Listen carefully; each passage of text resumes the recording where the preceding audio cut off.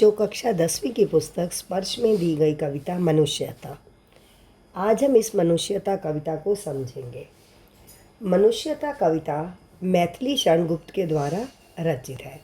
इस कविता में यह बताया गया है कि हमें कभी भी जीवन में मृत्यु से डरना नहीं चाहिए, क्योंकि केवल एक मृत्यु ही है जो कि वास्तविक है, सत्य है। जो दूसरों के लिए जीना व मरना सीख लेता है वही मनुष्य वास्तव में मनुष्य कहलाता है। इसके साथ साथ कवि ने यह भी बताया है कि जब हम दूसरों का कल्याण करते हैं तो कहता है परोपकार की भावना से हम सदा के लिए, हमेशा के लिए अमर हो जाते हैं। हमारे अंदर करुणा का, दया का भाव होना चाहिए। हमें भेदभाव से ऊपर उठना चाहिए, दयालु बनना चाहिए। इसके साथ उन्होंने यह भी बताया है कि मनुष्य के बाहरी कर्म अलग अलग हैं, परंतु हमारे अंदर वेद साक्षी है कि हम सभी के अंदर एक ही आत्मा है। हम एक ही ईश्वर की संतान हैं, अतः सभी मनुष्य आपस में भाई बंधु हैं। और अगर हम दूसरों के दुख को नहीं समझते तो हम किस प्रकार के मनुष्य हुए। इसलिए हमें दूसरों के दुखों को समझना चाहिए, एक मत लेकर हमें आगे बढ़ना चाहिए। तो चलिए शुरू करते हैं कविता का पहला काव्यांश। विचार लो कि मृत्यु हो, न मृत्यु से डरो कभी, मरो परंतु यो मरो की याद जो करे सभी। हुई न यूँ सुमृत्यु तो वृथा मरे वृथा जिए, मरा नहीं वही कि जो जिया न आपके लिए। वही पशु प्रवृत्ति है कि आप ही चरे, वही मनुष्य है जो मनुष्य के लिए मरे। कवि कहता है कि हमें यह जान लेना चाहिए कि मृत्यु जीवन का एक सत्य है और हमें इससे डरना नहीं चाहिए।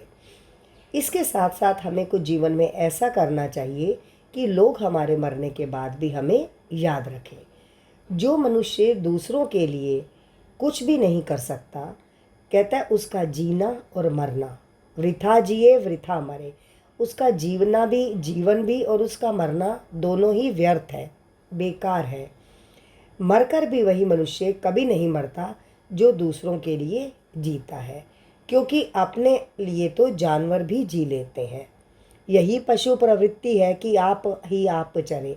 ये पशुओं जैसा स्वभाव है कि यदि हम केवल अपने लिए ही जीते हैं। कवि के अनुसार मनुष्य वही है जो दूसरों के लिए मरे, दूसरों की चिंता करे। चलिए अब हम चलते हैं दूसरे काव्यांश पर। उसी उदार की कथा सरस्वती बखानती, उसी उदार से धरा कृतार्थ भाव मानती। उसी उदार की सदा सजीव कीर्ति कूजती, तथा उसी उदार को समस्त सृष्टि पूजती। अखंड आत्म भाव जो असीम विश्व में भरे, वही मनुष्य है जो मनुष्य के लिए मरे। बखानती का मतलब है वर्णन करना, गुणगान करना। धरा का अर्थ है धरती, सजीव का अर्थ है जीवित रहना, कूजती का मतलब है यश का चारों ओर फैलना, अखंड है जिसके टुकड़े ना किए जा सके। तो चलिए अब इसके अर्थ की ओर चलते हैं। कवि कहता है जो मनुष्य अपने जीवन में दूसरों की चिंता करता है, उस महान व्यक्ति की कथा का गुणगान सरस्वती अर्थात पुस्तकों में किया जाता है, या फिर उसकी जो यश है, कीर्ति है, वो सदा गूंजती रहती है, सभी उसका बखान करते हैं। पूरी धरती उस महान व्यक्ति की आभारी रहती है। उस व्यक्ति की बातचीत हमेशा जीवित व्यक्तियों की तरह की जाती है। समस्त सृष्टि पूजती, सारा संसार, सारी सृष्टि उसकी पूजा करती है। कवि कहता है कि जो व्यक्ति पूरे संसार को अखंड भाव, इसका अर्थ है भाईचारे की भावना, अर्थात समता की, समानता की, एकता की, जो भी अर्थ आपको याद रहे, जो सबके अंदर एकता की भावना, भाईचारे की भावना में उन सबको बांधता है, वह व्यक्ति सही अर्थों में मनुष्य कहलाने के योग्य है। तीसरा काव्यांश है शुद्धार्थ रंति देव ने करस्त थाल भी, शुद्धार्थ रंति देव ने दिया करस्त थाल भी, तथा दधीची ने दिया परार्थस्ति जाल भी। उसी नरेश क्षितिज ने स्वमास दान भी किया, सहर्ष वीर कर्ण ने शरीर चर्म भी दिया। अनित्य देह के लिए अनादि जीव क्या डरे, वही मनुष्य है जो मनुष्य के लिए मरे। शुद्धार्थ का अर्थ है भूख से परेशान। करस्त, कर का मतलब है हाथ, परार्थ, परार्थ का मतलब है दूसरों का कल्याण पूरा।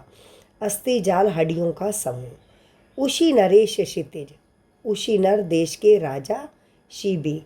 सहर्ष का अर्थ है खुशी से। शरीर चर्म दान दिया, शरीर चर्म का अर्थ है शरीर का कवच। चलिए अब तीसरे काव्यांश का अर्थ समझते हैं।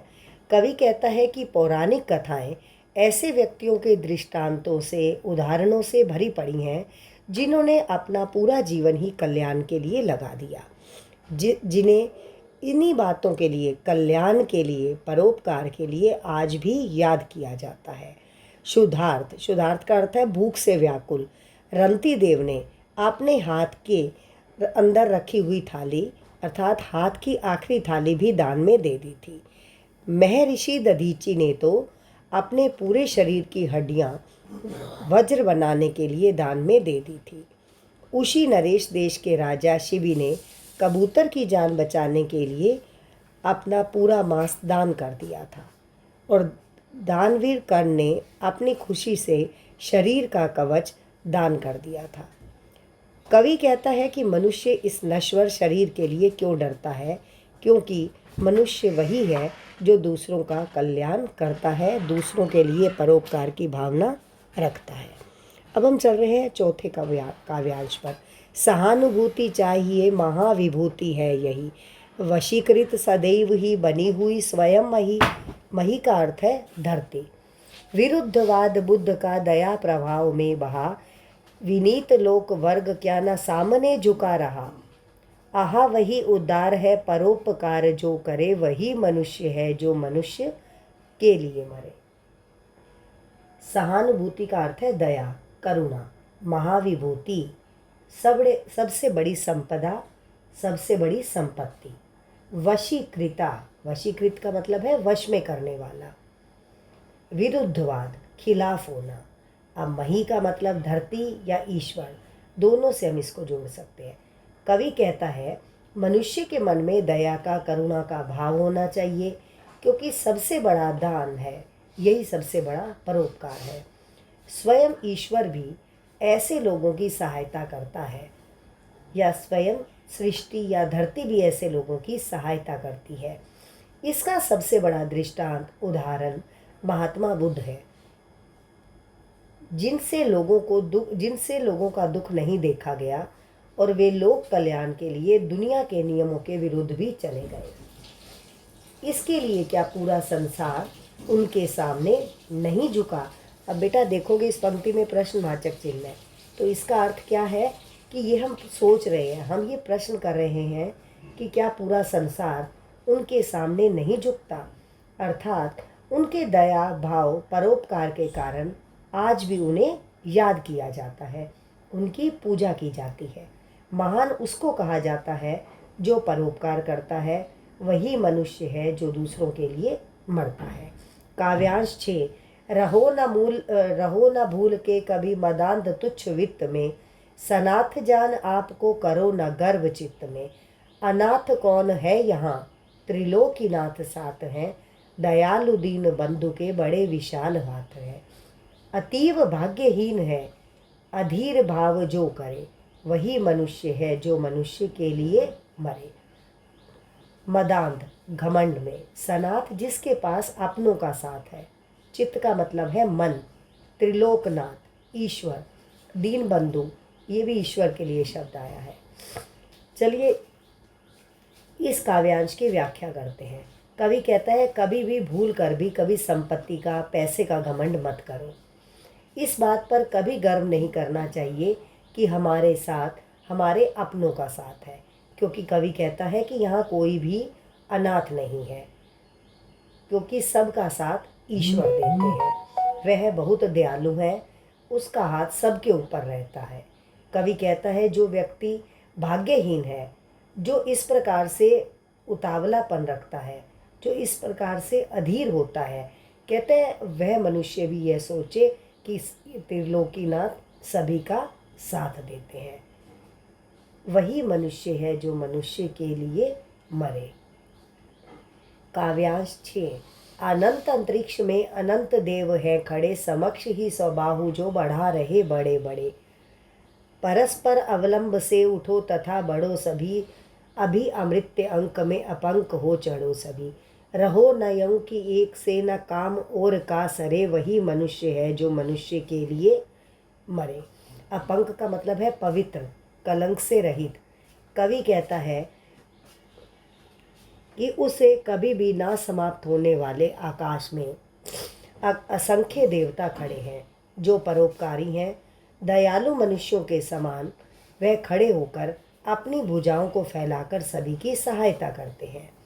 सभी को साथ में लेकर हमें आगे बढ़ना चाहिए, क्योंकि सभी कलंक रहित होकर देवताओं की गोद में बैठो, अर्थात कोई भी व्यक्ति बुरा काम ना करे। अपने स्वार्थ के लिए हमें कभी भी नहीं जीना चाहिए। दूसरों का उपकार करना चाहिए, कल्याण करना चाहिए, क्योंकि यह संसार मरणशील है और इसमें दूसरों का कल्याण करने वाला, परोपकार करने वाला मनुष्य ही आगे बढ़ेगा, अर्थात ईश्वर हमेशा उसकी सहायता करेगा। काव्यांश 7। मनुष्य मात्र बंधु है, यही बड़ा विवेक है। पुराण पुरुष स्वयंभू पिता प्रसिद्ध एक है। फलानुसार कर्म के अवश्य बाह्य भेद है, परंतु अंतरेक्य में प्रमाण भूत वेद है। अनर्थ है कि बंधु ही न बंधु की व्यथा हरे, वही मनुष्य है जो मनुष्य के लिए मरे। कवि कहता है प्रत्येक मनुष्य एक दूसरे के भाई बंधु है। यही सबसे बड़ा विवेक है, ज्ञान है। पुराणों में जिसे स्वयं पुरुष माना गया है, वह परमात्मा या ईश्वर हम सभी का पिता है। इसका अर्थ है कि सभी मनुष्य उस ईश्वर की संतान है। हमारे कर्मों के अनुसार हमारे साथ बाह्य भेद अवश्य है, अर्थात बाहरी कारणों के फल अनुसार प्रत्येक मनुष्य के कर्म अलग अलग हैं, परंतु हमारे वेद इस बात के साक्षी हैं, गवाह हैं कि हम सभी के अंदर एक ही आत्मा है। इसलिए यदि हम आपस में बंधु हैं, भाई हैं, तो कहता है हमें एक दूसरे की कष्टों का निवारण करना होगा, कष्टों को दूर करना होगा, नहीं तो हमारा जीवन व्यर्थ है। दूसरों के कल्याण करने वाले व्यक्ति का हमेशा कल्याण होता है, वही सच्चा मनुष्य है। चल रहे हैं अंतिम काव्यांश की ओर। चलो अभिष्ट मार्ग में सहर्ष खेलते हुए, विपिन विघिन जो पड़े उन्हें धकेलते हुए। घटे न हेल मेल हाँ बड़े न भिन्नता कभी, अतर्क एक पंथ के सतर्क पंथ हो सभी। तभी समर्थ भाव है कि तारता हुआ तरे, वही मनुष्य है जो मनुष्य के लिए मरे। कवि कहता है मनुष्य को अपनी इच्छाओं से चुने हुए मार्ग में, अभिष्ट का अर्थ है कल्याणकारी मार्ग में, खुशी खुशी आगे बढ़ना चाहिए, क्योंकि रास्ते में कोई भी संकट बाधाएं आए उन्हें हमेशा पीछे धकेल देना चाहिए, अर्थात चुनौतियों का सामना करके आगे चले जाना चाहिए। मनुष्य को यह ध्यान रखना चाहिए कि आपसी समझ, आपसी भाईचारा ना बिगड़े और भेदभाव ना बढ़े। बिना किसी तर्क वितर्क के सभी को एक साथ एक मत होकर आगे बढ़ना चाहिए, तभी हम सब मनुष्य एक दूसरे का कल्याण करने में समर्थ हो पाएंगे। कहता है दूसरे की उन्नति और कल्याण को साथ लेकर हम हमेशा परोपकारी कहलाएंगे, और परोपकारी मनुष्य का जीवन ही वास्तविक जीवन है, वही सच्चा मनुष्य है। बच्चों, आप सबको ये जितने भी काव्यांश कराए हैं ये समझ में आ गए होंगे। अगर किसी बच्चे को किसी पंक्ति का अर्थ स्पष्ट नहीं है, कमेंट बॉक्स में लिखें, मैं वो काव्यांश दोबारा से समझा दूँगी। मेरे चैनल को लाइक करें, सब्सक्राइब करें। धन्यवाद बच्चों।